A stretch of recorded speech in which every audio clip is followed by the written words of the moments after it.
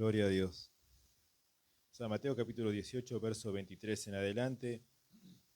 Dice así la bendita palabra del Señor, la leemos en el nombre del Padre, del Hijo y del Espíritu Santo.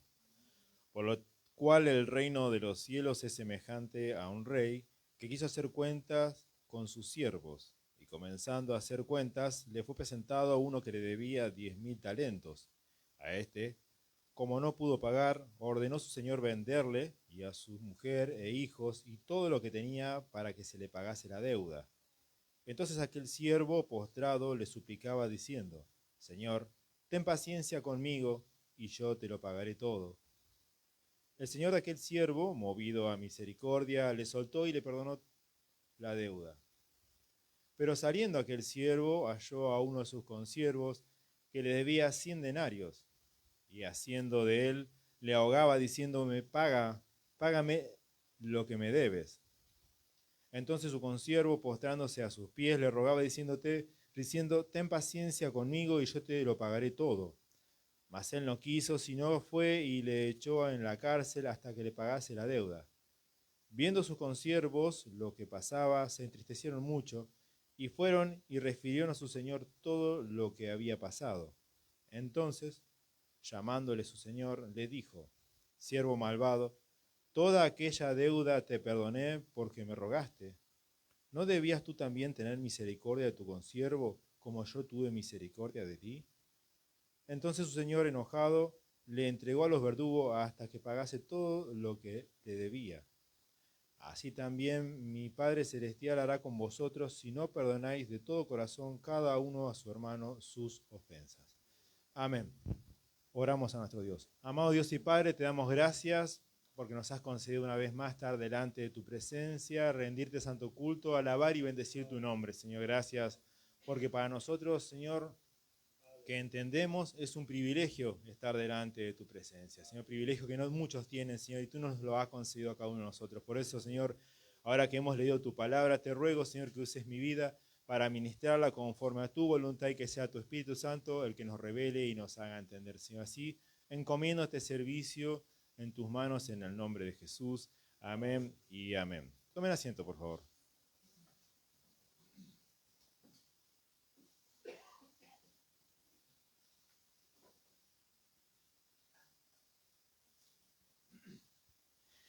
Esta segunda parte de la enseñanza del perdón se llama las dos caras del perdón. La primera parte era el perdón de Dios, o el perdón según Dios. Y esta parte se llama así porque vamos a hablar con la ayuda del Señor de las dos partes que tiene el perdón. ¿Sí? ¿En qué consiste? Que hay un ofendido, pero también hay un ofensor. Así que vamos a hablar con la ayuda del Señor de ambos. ¿Sí? Aquí vemos este relato que nuestro Señor Jesucristo habla y enseña a sus discípulos, a todos los que le seguían. Viene acompañado anteriormente de la parábola de la oveja perdida, antes habla de cómo se debe perdonar al hermano, y así sucesivamente viene con varias enseñanzas sobre la vida cristiana, o cómo espera a Dios que sea cada uno de nosotros. Esta enseñanza, esta parábola que nuestro Señor cuenta aquí y relata delante de sus discípulos, tantos de los que lo seguían, presenta una situación bastante complicada. Vemos que un rey llamó, este relato lo deben conocer casi todos creo, a sus siervos para hacer cuentas, a todos los que le debían. El rey tenía esta facultad de ser alguien que podía proveer dinero y luego cobraba usura a través de eso, cobraba los intereses y ahí tenía también sus ingresos, ¿cierto? Y este rey le tenía un siervo que le debía 10.000 talentos. No sé si saben, pero un denario, cuando habla, es un día de trabajo. O sea, hagamos cuenta y si queremos saber cuánto era un denario en la Biblia, es el sueldo de un día. Así que ustedes imagínense lo que uno cobra en un día y es un denario. Bien, un talento son 6.000 denarios, o sea, son 16 años de trabajo. Este siervo le debía a su señor, a su rey, 10.000 denarios. O sea, le debía 60 millones de denarios, o sea, 60 millones de días de trabajo, o sea, no se le iba a pagar nunca en la vida, o 160.000 años de trabajo. estaba ahorcado por las deudas. Así que si usted piensa que está mal económicamente, imagínese este siervo, ¿no? Debía 160.000 días 160.000 años de trabajo en deuda a su rey, o sea, estaba prácticamente perdido. Vemos que si nosotros lo llevamos a nuestra vida, para ir interiorizándonos en el tema, igual estábamos nosotros, cada uno de nosotros, ¿cierto? Delante de Dios, nuestra deuda, como leemos también en los Salmos, era imposible de pagar y es imposible de pagar. Por eso el hombre, sin el perdón de Dios, no se puede acercar a Dios. Por eso el hombre necesitó un Salvador. Por eso el hombre necesitó, la humanidad entera necesitó quien pague esa deuda, ¿cierto? Es lo que hablábamos la vez anterior, brevemente hablábamos de eso, que el perdón tiene su origen en Dios, que el ofendido había sido Dios y fue él quien pagó la deuda, quien la canceló enviando a su Hijo a morir por nosotros y pagando el precio. Como habíamos leído, el castigo de nuestra paz fue sobre él, el precio que se debió pagar para que haya nuevamente paz entre Dios y los hombres, lo pagó Cristo mismo. Ahora nosotros vemos en esta parte, que es la primera parte de la enseñanza, que hablamos del ofendido. Vemos que entonces este hombre le debía 160.000 años de trabajo, o sea, era imposible de pagar eso. Al igual que nosotros, una deuda impagable. Este le robó a su señor y fue perdonado. El señor de el rey, fue movido a misericordia y le perdonó toda aquella deuda. Pero luego saliendo él, encontró a uno de sus consiervos que le debía 100 denarios, o sea, 100 días de trabajo, que se lo podría haber pagado, era menos de un año de trabajo, no era la gran cosa, si vamos al caso, y se lo debía y no quiso perdonar. En realidad lo mandó a la cárcel por no querer perdonar, o sea, no quería accionar de la misma manera que habían accionado con él. Ese fue el verdadero problema y ese es el centro o el corazón de la enseñanza o de esta parábola, ¿cierto? Entonces uno se pone a reflexionar que muchos esperan el perdón de Dios, pero no tienen el deseo de perdonar a sus ofensores, ¿sí? Esta parte es justamente tal vez de lo que más se habló, de lo que es la acción de uno hacia otro, del perdonar, de que yo tengo que perdonar, ¿cierto? Luego vamos a estar hablando del ofensor, vamos a ver otra parte también, pero esta parte justamente es lo que más tal vez se haya hablado o más se hace hincapié cuando se enseña sobre el perdón cristiano, y vemos que esperan muchos el perdón de Dios por lo que sea, pero cuando nos toca perdonar no miramos de la misma manera, no tenemos esa misma contemplación. Justamente por eso mismo vemos que en el verso 32 dice: entonces llamándole su señor le dijo: siervo malvado, toda aquella deuda te perdoné, y lo aclara, porque me rogaste.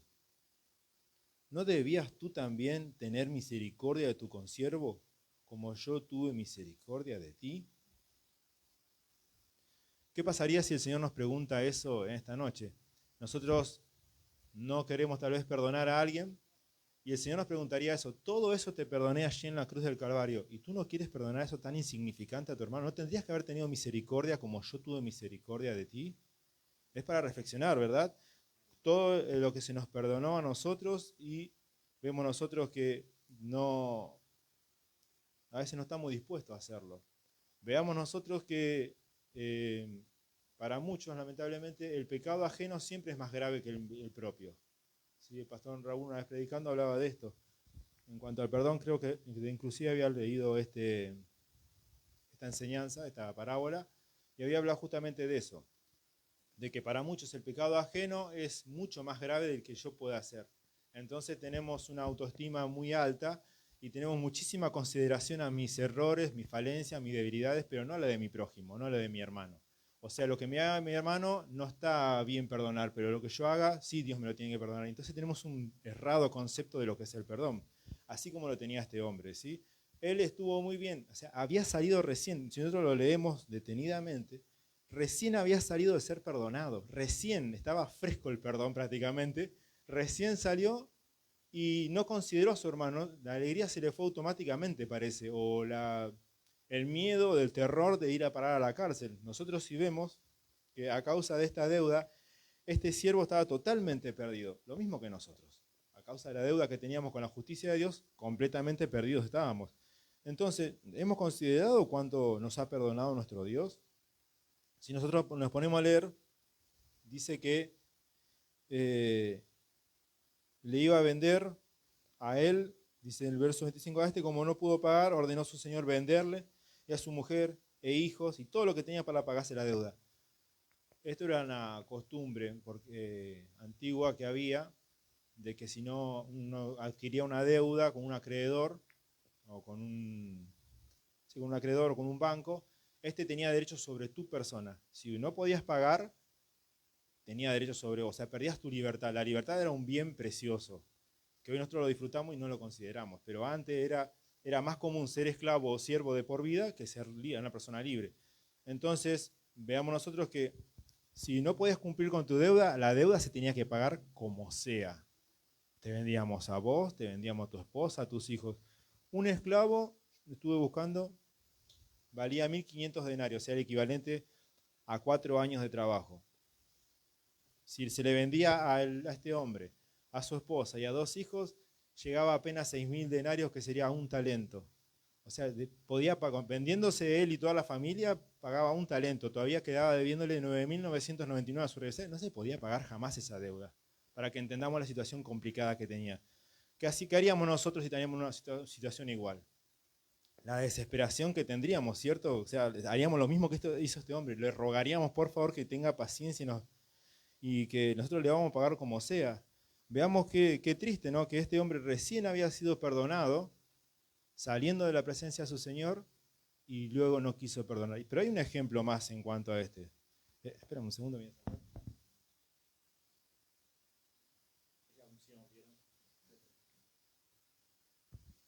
O la gordura. Bueno, veamos nosotros, hay ejemplos bíblicos, no se rían. Hay ejemplos bíblicos en cuanto a esto. Si quieren ser sanados, toquen mi saco. Nah, es broma.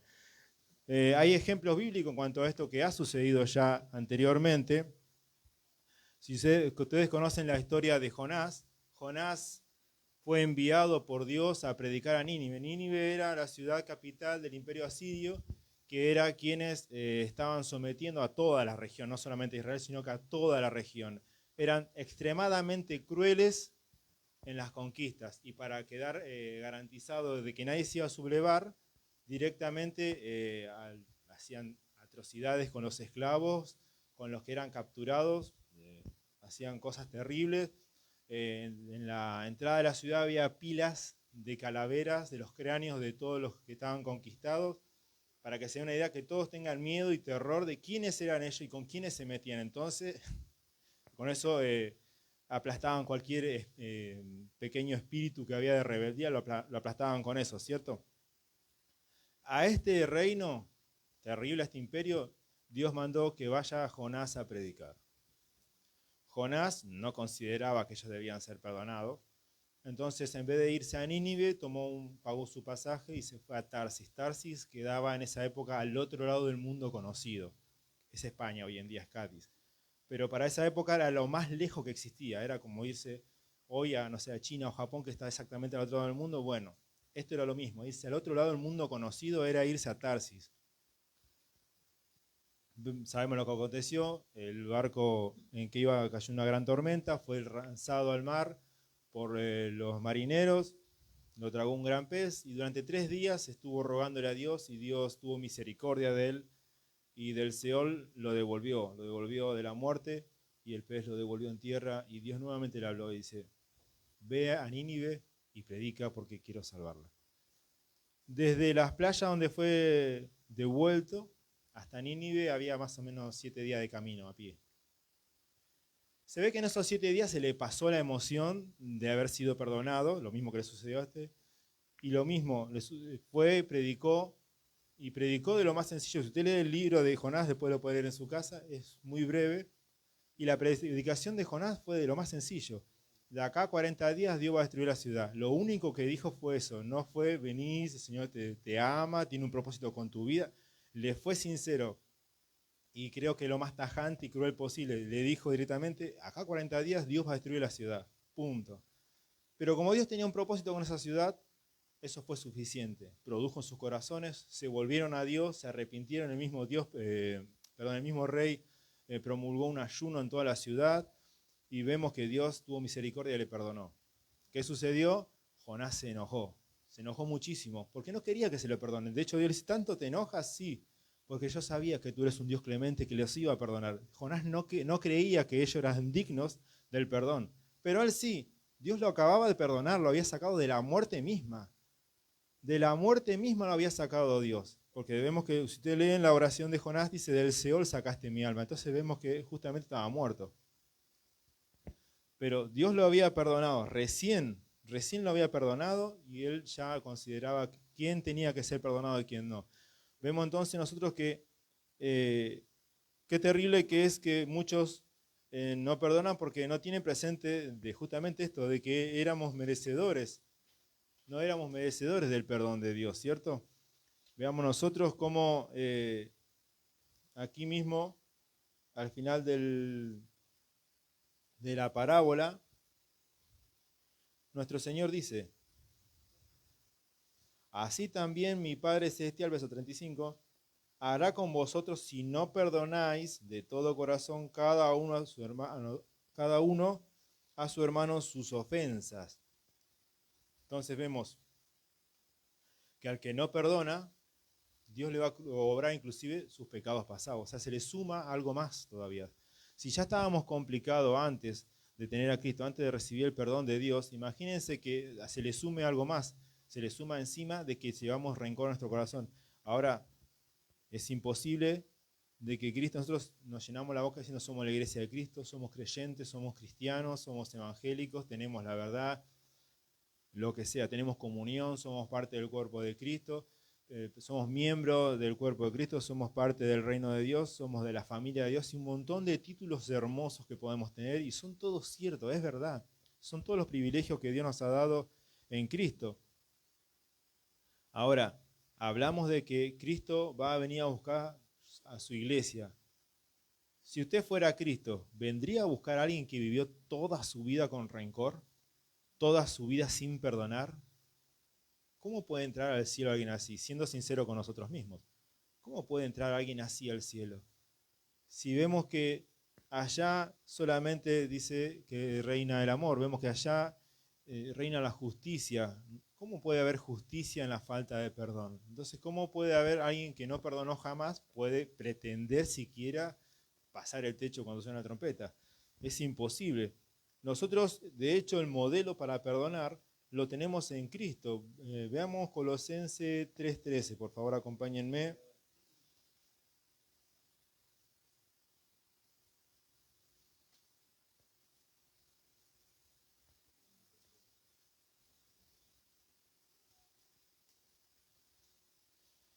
Dice, soportándoos unos a otros, 3:13 dije, ¿no? Bien. Soportando unos a otros y perdonándonos unos a otros si alguno tuviere queja contra otro, de la misma manera que Cristo os perdonó, así también hacedlo vosotros. ¿Sí? De la manera en que Cristo nos perdona, o sea, de la manera el mismo, o sea, el ejemplo, el modelo lo tenemos en él. ¿De qué manera nos perdonó Cristo? Bueno, de esa manera. ¿Nos guardó rencor? ¿Verdad que no? ¿O nos está reprochando todos los días lo que hicimos en el pasado? Lo que pasó anteriormente a las aguas del bautismo quedó allí sepultado. Eso lo tenemos presente nosotros. También allí en Efesios 4:32 dice algo similar. Vamos a leerlo para que quede más completo toda la lectura. Efesios 4:32.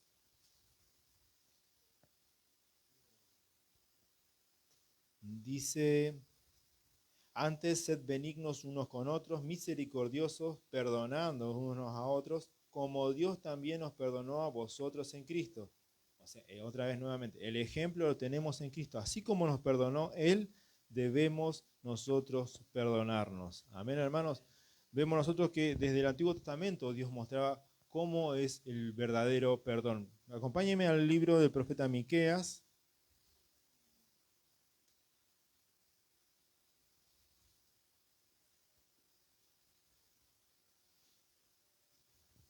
Capítulo 7, está antes de Nahum.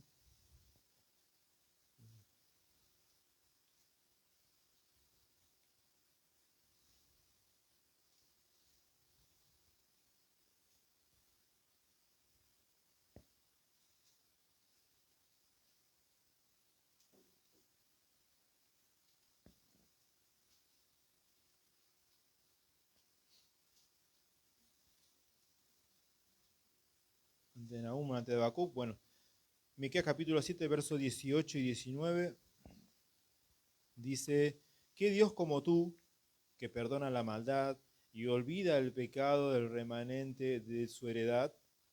No retuvo para siempre su enojo, porque Él se deleita en misericordia. Él volverá a tener misericordia de nosotros, sepultará nuestras iniquidades y la echará en lo profundo del mar todos nuestros pecados. O sea, vemos nosotros, Él es quien justamente da el ejemplo de cómo perdonar, perdonando la maldad y olvidando el pecado. Otra versión dice: su enojo no duró para siempre. O sea, no guarda rencor, dicen otras versiones. Vemos el ejemplo, ¿sí? Lo da justamente nuestro Dios. Desde el Antiguo Testamento vemos como Él justamente dice esto, echando tras sus espaldas, algo que está tirado hacia atrás. Uno cuando está avanzando hacia el frente, está viendo hacia el futuro, es imposible vivir anclado en el pasado, no porque me hizo tal cosa, está en el pasado. Si nosotros no lo dejamos justamente ahí, atrás, es imposible, no podemos seguir avanzando mirando atrás, es imposible. Usted corre una carrera mirando hacia atrás y lo primero que va a hacer es golpearse contra una piedra, caerse y no poder levantarse. O va a vivir tropezando, golpeándose todo el tiempo. ¿Por qué? Porque no tiene la vista puesta adelante, es imposible avanzar. Estoy diciendo algo lógico, lo sé, pero justamente comprendamos esto, es imposible seguir avanzando y creciendo si estamos todo el tiempo pendiente de nuestro pasado, todo el tiempo pendiente de lo que hizo o me hizo tal hermano. Si justamente estamos hablando de nuestra actitud hacia nuestro hermano, hacia el perdón que de nosotros debemos conceder. Es imposible seguir una carrera con una mochila cargada de rencor. Es imposible. Si usted está haciendo una carrera, ¿sí? Usted ve los maratonistas. Si usted pesa la ropa de un maratonista, desde la zapatilla hasta la remera, todo lo que tiene puesto debe pesar gramos. ¿Por qué? Porque ellos se centran que todo su poder, todo su potencial esté puesto en avanzar. ¿Sí? O sea, tienen que llevar lo mínimo indispensable. De hecho, las maratones en la antigua Grecia corrían desnudos porque no tenían que tener nada de ropa.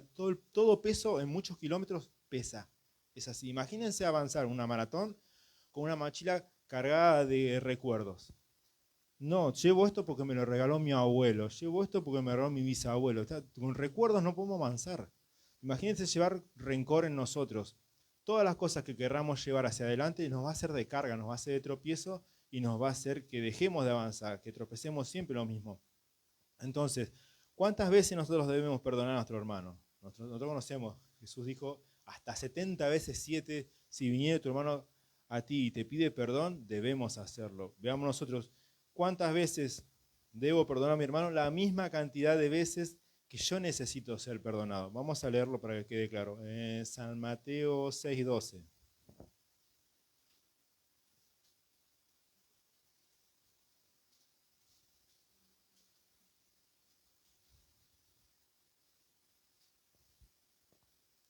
A ese lo encontraron más rápido, ¿no? Dije el otro profeta y Miqueas no lo encontraron. San Mateo 6:12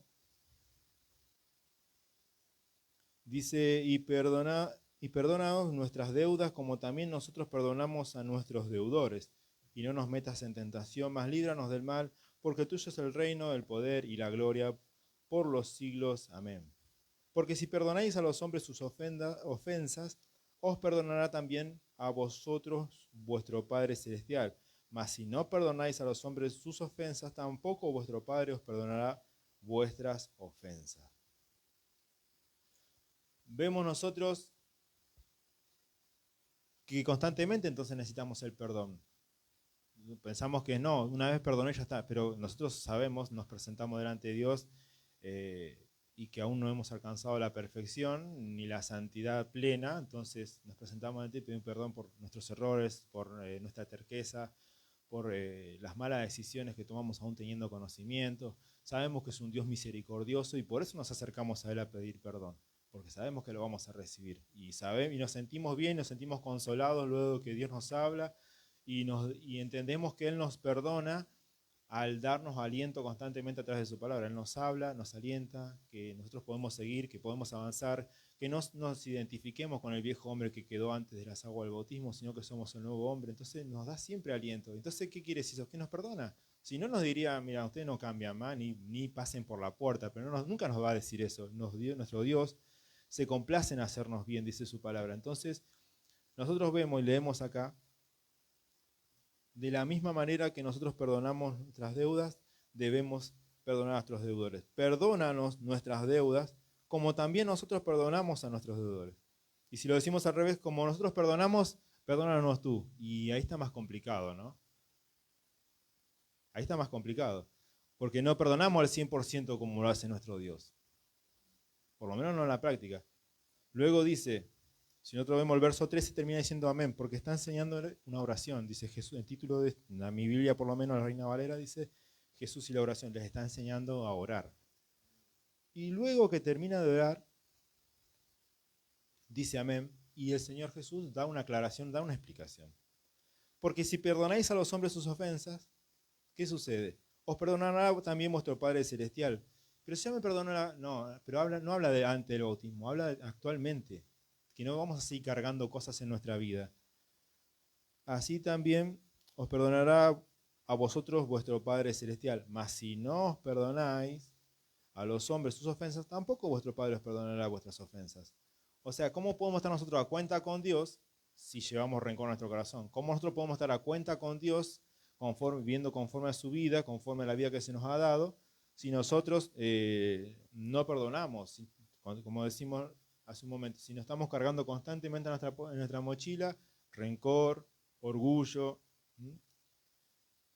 Vemos verso 15, dice, si no perdonáis a los hombres vuestras ofensas, sus ofensas, perdón, tampoco vuestro Padre os perdonará vuestras ofensas. O sea que vemos que no habla de pecados pasados, ¿sí? San Marcos 11:25 dice algo similar, si quieren lo leemos, 11:25 de San Marcos.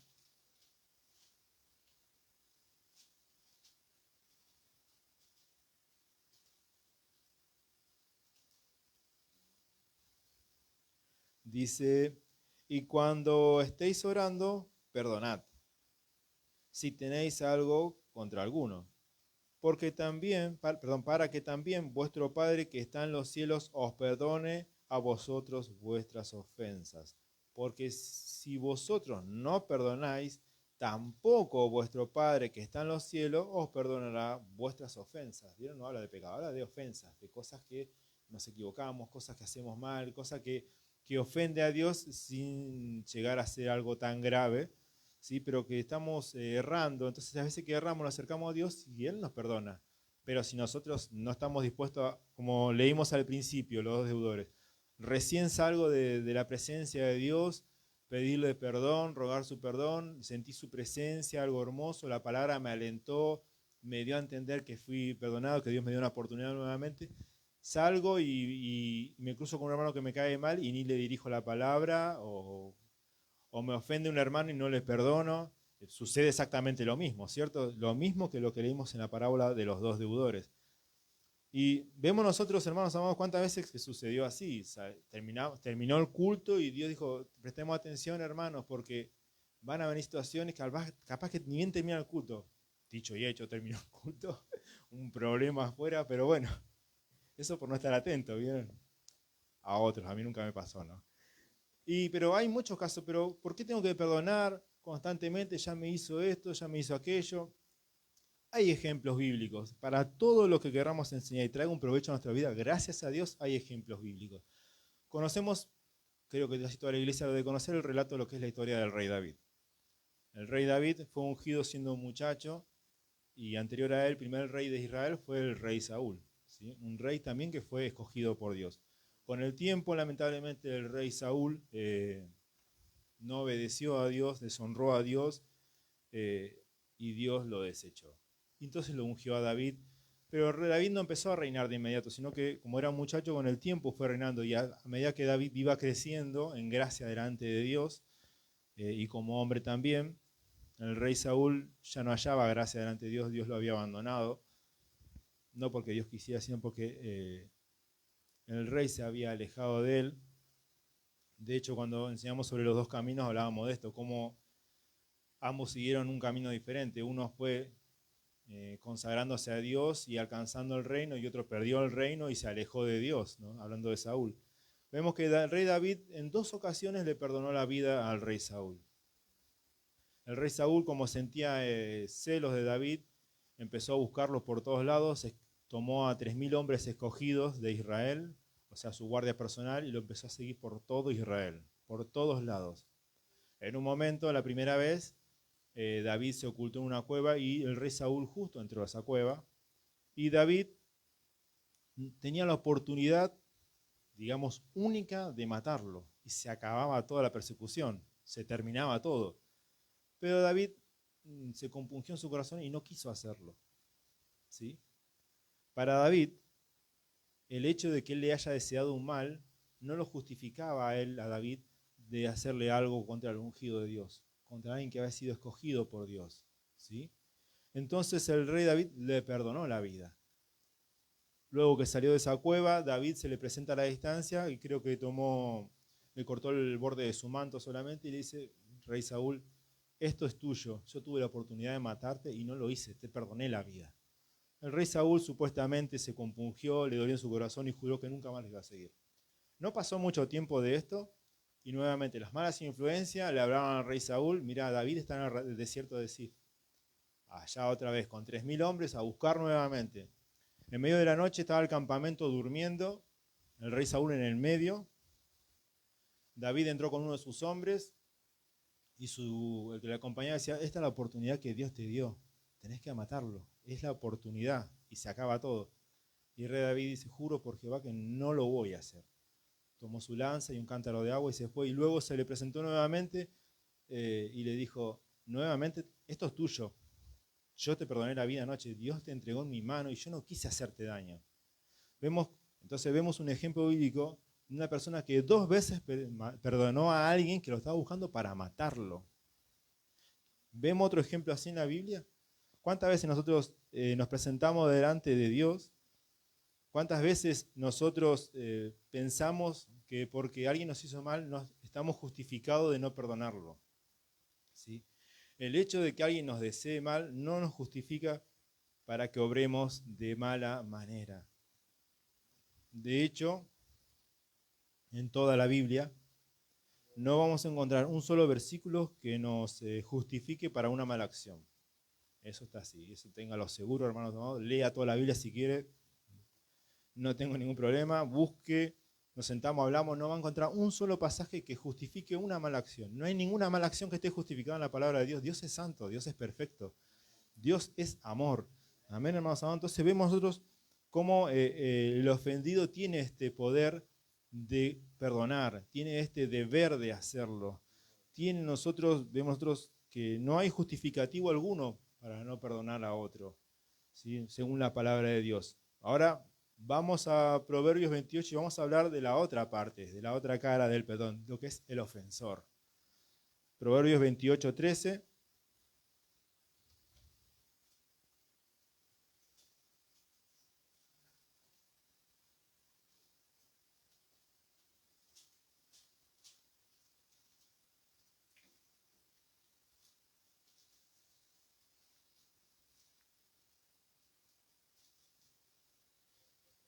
28:13 de Proverbios dice: el que encubre sus pecados no prosperará, mas el que los confiesa y se aparta alcanzará misericordia. El que encubre sus pecados no prosperará, mas el que los confiesa y se aparta alcanzará misericordia.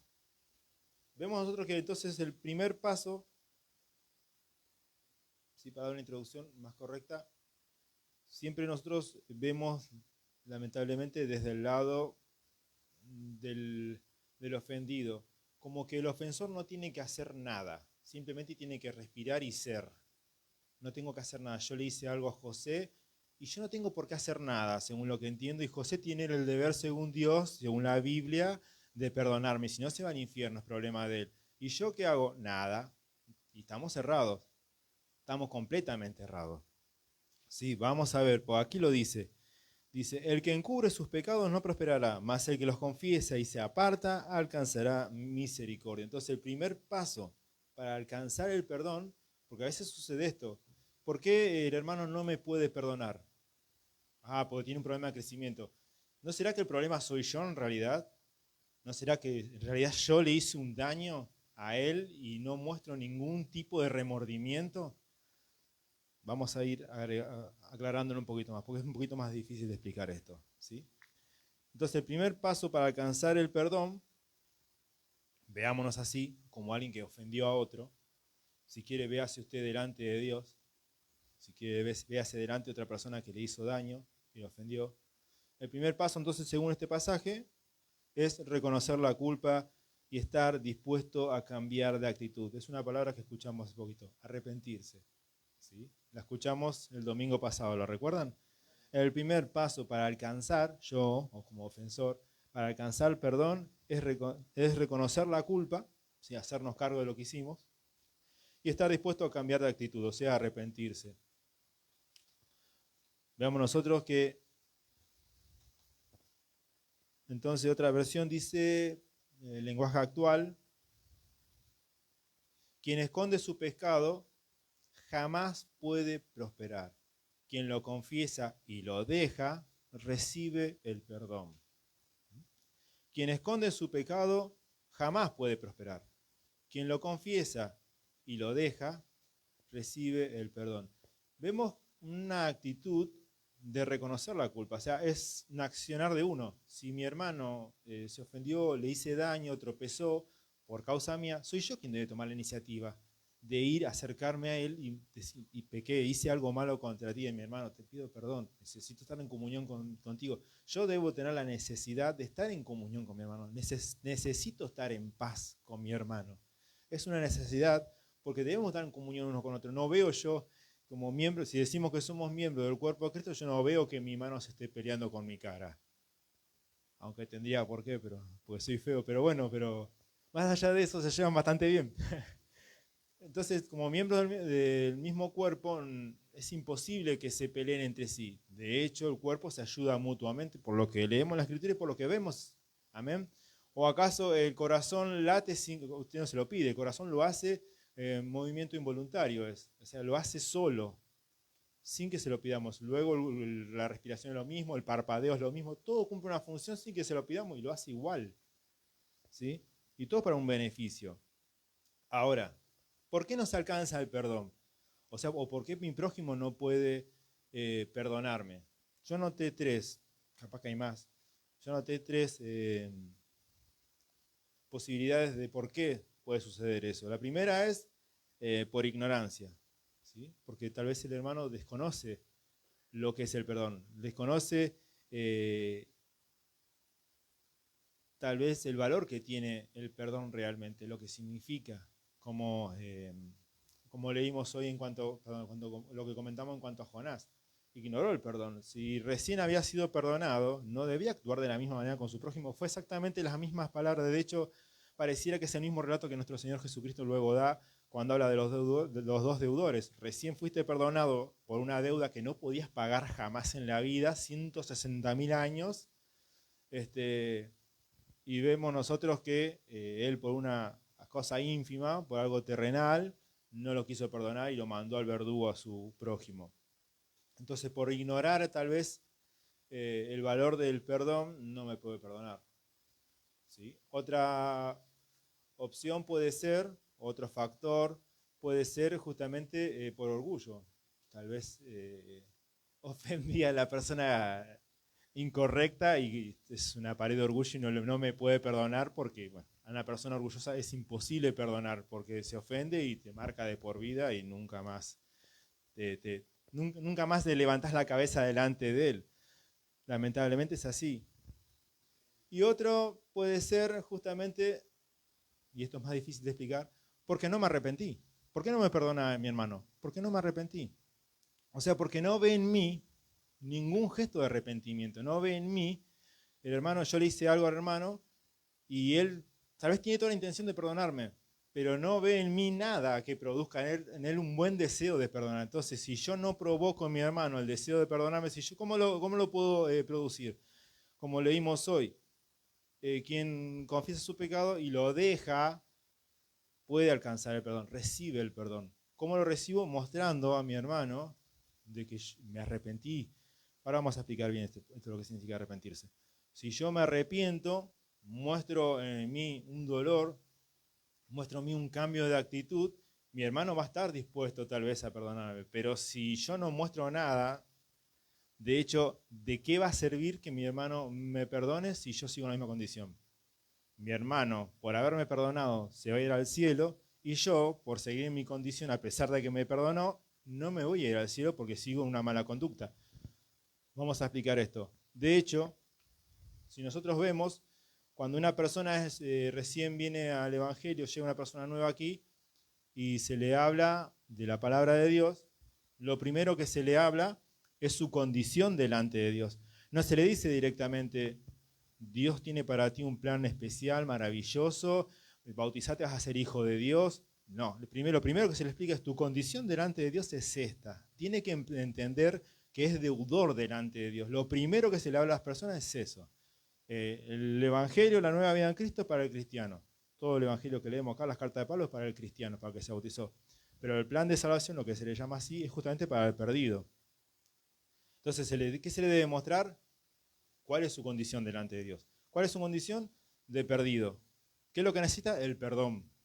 ¿Quién lo pagó? Cristo. Entonces se debe entender que era, porque de nada sirve que mi hermano venga, me predique a mí, me diga todas cosas maravillosas y luego yo no voy a sentirme culpable. O sea, mi vida anterior no era tan mala. ¿Cómo que no? Si tu vida te llevaba al infierno. Pero como nunca me lo dijeron, no llevo cuenta de que es algo malísimo lo que viví antes.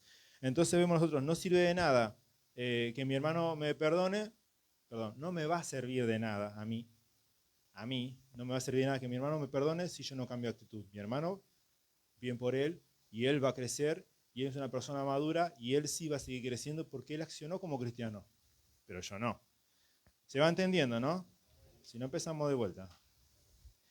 Vemos nosotros, no se rían que es verdad. Vemos el término arrepentimiento o arrepentirse, como leyó nuestro pastor, en la Biblia da la idea de un cambio de mente, un cambio de actitud, un cambio de rumbo y estilo de vida. Se iba por el camino malo y ahora se va por el buen camino y ya no se regresa al antiguo. ¿Sí? Lo leo otra vez. El arrepentimiento en la Biblia da la idea de un cambio de mente, un cambio de actitud, un cambio de rumbo. O sea, eso es arrepentirse. Cambiar 100% mi mentalidad. Tener presente que hice un mal, que hice un daño a mi hermano, ¿sí? Y es imposible que yo crezca y mi hermano crezca si estamos mal. Yo necesito el perdón, debo verlo así, como yo soy quien necesita el perdón de mi hermano, porque si yo le hice algo a mi hermano, en realidad lo que hice fue una violación contra la ley de Dios, contra la justicia de Dios. Entonces soy deudor delante de Dios, no solamente delante de mi hermano. Lo estoy señalando a José nomás como, pero está todo bingo, José. Entonces vemos nosotros qué significa esto. Un cambio de mente, cambio de actitud, cambio de rumbo y estilo de vida. O sea, para que se vea en mí que soy digno de ese perdón, para producir ese perdón, del perdón de mi hermano hacia mí, esa cancelación de la deuda, debe haber a mí un genuino arrepentimiento. ¿Sí? Un cambio de rumbo y estilo de vida. Se iba por un camino malo y ahora se va por el buen camino y ya no se regresa a él. ¿Sí? Esta otra versión dice, quien lo confiesa y lo deja a este mal camino, alcanzará la misericordia o el perdón justamente. Entonces, debo mostrar un genuino arrepentimiento y humillarme, o sea, asumir la responsabilidad. Si nosotros vemos en el relato de los dos deudores que leímos al principio, el primer siervo ante el rey le rogó que le perdonase la deuda o que le tuviese paciencia, y el rey le perdonó. En el segundo caso, su consiervo le pidió a este siervo que fue perdonado y dice, le rogaba a sus pies. Si te lees el texto, dice, se le rogaba postrado a sus pies, el nivel más bajo de humillación. Nadie se humillaba ante los pies, solamente ante un rey se hacía eso. Pero este hombre se humilló ante los pies para pedir que tenga paciencia, que él se lo perdonaría y no quiso perdonar. Entonces vemos que en cuanto a nosotros debemos mostrar un genuino arrepentimiento y humillarme, o sea, asumir la responsabilidad. De nada sirve hacernos los distraídos o el hermano tenía conocimiento, o ya este tiempo tendría que ser un poquito más maduro. No, no. Si hice algo mal, debo asumir la cuenta de lo que hice y pagar mi deuda delante de mi hermano, ¿sí? Entonces, nosotros vemos el relato, no sé si lo deben conocer, en cuanto al hijo pródigo. A muchos no les agrada tanto este relato porque lo toman del lado sentimental, ¿sí? ¿Por qué? Porque el hijo se fue, se llevó, malgastó todo, traicionó a su papá, traicionó a su familia y un montón de cosas sentimentales que no tienen nada que ver. Es una enseñanza con un montón de puntos que se pueden ir tomando. De hecho, he escuchado un montón de enseñanzas en cuanto al hijo pródigo y todos tienen algo diferente y algo especial y algo útil para nuestra vida cristiana. Si nosotros vemos, el hijo pródigo se humilló. ¿Por qué? Porque estando lejos, pidió la herencia, como sabemos, de su padre. La parte que le tocaba, eran 2 hijos, así que le tocaba 1/3 de todo lo que tenía el padre y se fue. Se fue a la provincia lejana, vivió perdidamente. Cuando todo lo hubo malgastado, vino una gran hambre en aquella provincia y él le faltó. Y entonces él, cuidando cerdos, él volvió en sí, dice así la escritura, y es muy notable. Pero él volviendo en sí, o sea, se nota que estaba cegado, ¿sí? Estaba cegado con lo que estaba haciendo. Para él no estaba mal lo que estaba haciendo. Pero si uno lee el relato, dice esto, pero volviendo en sí, dijo, ¿cuántos jornaleros en la casa de mi padre tienen abundancia de pan y que yo perezco de hambre? Dice, esto voy a hacer. Voy a ir y decir, Padre, he pecado contra el cielo, contra ti, ya no soy digno de ser llamado tu hijo. Tómame como uno de tus jornaleros. No sé cuánto tiempo habrá pasado desde que él pensó esto hasta que llegó a la casa de su padre, porque la escritura dice solamente que fue a una provincia lejana y vivió perdidamente. Pero llegado cerca de la casa, el padre lo vio y fue, corrió y lo abrazó. No emitió ni una palabra al padre. Y el hijo le dijo exactamente las mismas palabras. Se ve que en todo ese tiempo le estuvo comiendo el remordimiento porque llegó y dijo exactamente lo que había pensado. Padre, he pecado contra el cielo y contra ti, ya no soy digno de ser llamado tu hijo. Le dijo exactamente la misma palabra. ¿Vieron que acá sí resultó el perdón, sí resultó el remordimiento, sí hubo un genuino arrepentimiento? ¿Por qué? Y esto es lo notable de esta enseñanza, de que este hombre, este joven, se fue lejos, desobedeció al padre. Según un predicador, él en su corazón lo había matado a su padre, porque uno recibe la herencia cuando mueren sus padres. Y él en su corazón como que lo había matado, o sea, para los judíos era gravísimo lo que había hecho. Y no creo que sea casualidad que el Señor Jesús tomó este ejemplo, sino para que ellos entiendan la gravedad de lo que había hecho. Él dice, volviendo en sí, se arrepintió y fue, se presentó a su padre y dijo exactamente las mismas palabras. He pecado contra el cielo, contra ti, y no soy digno de ser llamado tu hijo. Entonces vemos que asumió la culpa de sus acciones, asumió todo lo que había hecho mal y lo tomó para sí y dice, no soy merecedor de tu perdón, pero lo necesito. Y a eso es lo que apuntamos. Sé que no merezco tu perdón porque te fallé, te hice mal, viéndose como uno ofensor hacia un hermano, hacia el prójimo. Sé que no lo merezco, pero lo necesito. Lo necesitamos estar bien con nuestro hermano, necesitamos estar en comunión. Vemos nosotros que la palabra de Dios nos dice en Romanos, capítulo 12, verso 18. Hay algo que tal vez para agregar en cuanto a esta una aclaración. ¿Qué sucede si a pesar de que me arrepentí, mi hermano no me quiere, o mi prójimo, vamos a decirlo así, no me quiere perdonar? Porque puede pasar. Por cualquiera de las razones que nombramos, o por otras, no me quiere perdonar. ¿Y qué hacemos? ¿Qué hago? ¿Cómo queda esto a cuentas delante de Dios? Porque eso en realidad lo que más nos importa es eso, ¿cómo queda esto delante de Dios?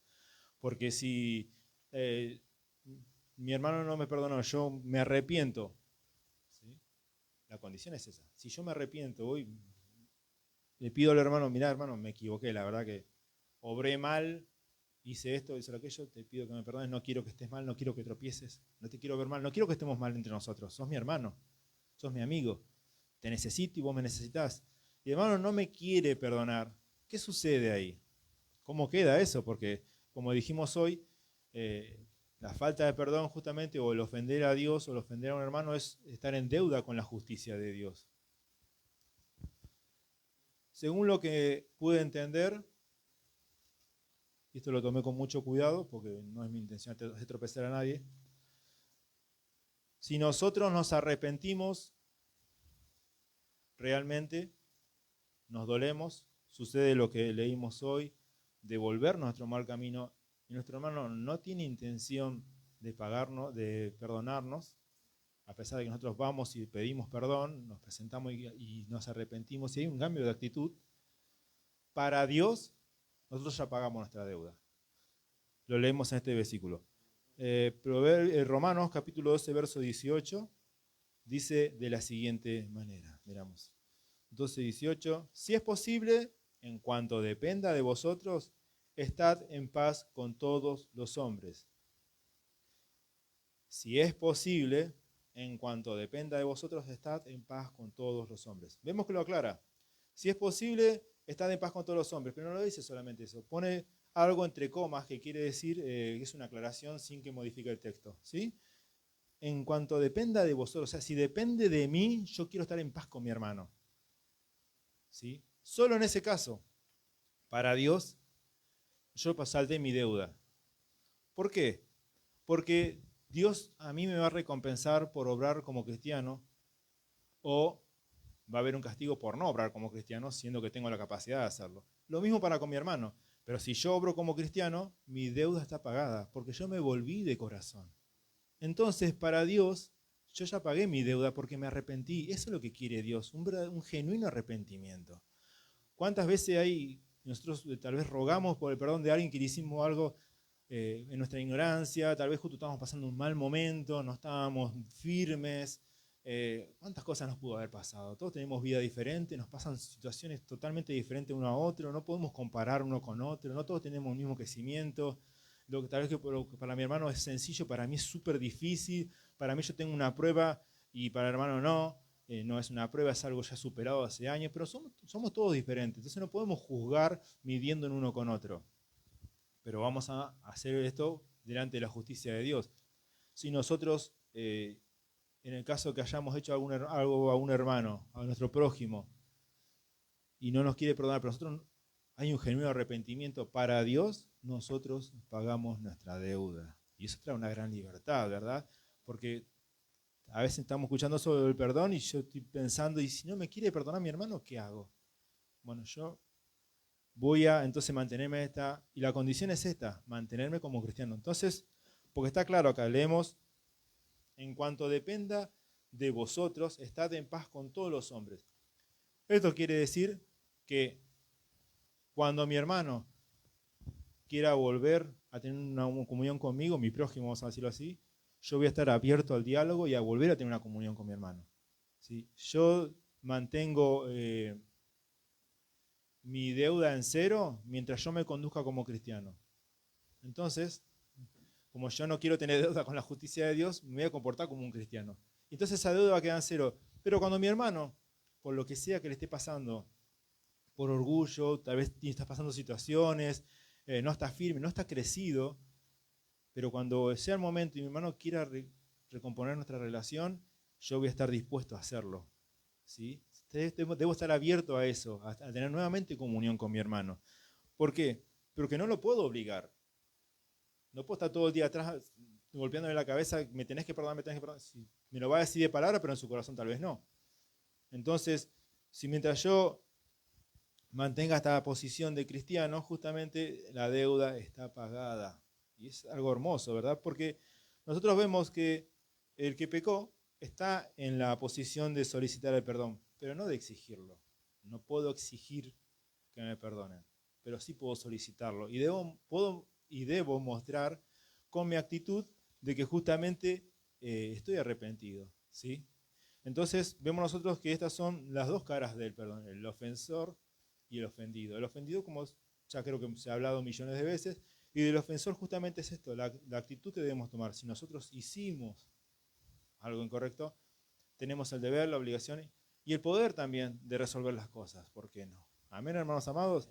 Esta es la segunda parte. Ya luego queda la conclusión de la enseñanza. Si Dios nos ayuda, cuando nos den permiso a Hernán y a mí, vamos a volver a finalizar esta enseñanza. Nos ponemos de pie, hermanos amados, y gracias a Dios por esta libertad que nos da nuestro Dios. Amén, de saber que las cosas que nos acontecen, las cosas que nos suceden, todo tiene un propósito en Dios. Vemos nosotros, hermanos amados, lo tremendo que es para nosotros esta libertad que nos ha dado nuestro Dios. Vemos nosotros el poder que nos ha dado de no solamente resolver las situaciones, ¿sí?, de perdonar, sino que también de buscar nuevamente tener comunión con nuestro prójimo. Puede ser un familiar, puede ser un amigo, puede ser un hermano en Cristo, puede ser un compañero, quien sea. Nosotros debemos estar, en cuanto dependa de nosotros, estar en paz con todos. Amén. Oramos a nuestro Dios. Amado Dios y Padre, te damos muchísimas gracias de estar hoy delante de tu presencia y de tu bendita palabra, Señor.